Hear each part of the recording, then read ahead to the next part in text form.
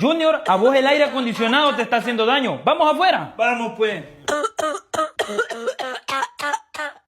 ¿Y cómo hiciste eso, Junior? ¿Sabes qué? Te voy a llevar al doctor. Bueno, Junior, con esto se le va a quitar la tos. No se preocupe, doctor. Ahorita se lo pongo quieto.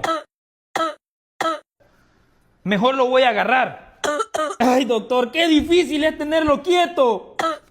Mire, pues ya se fue. Ay, me siento mal, doctor.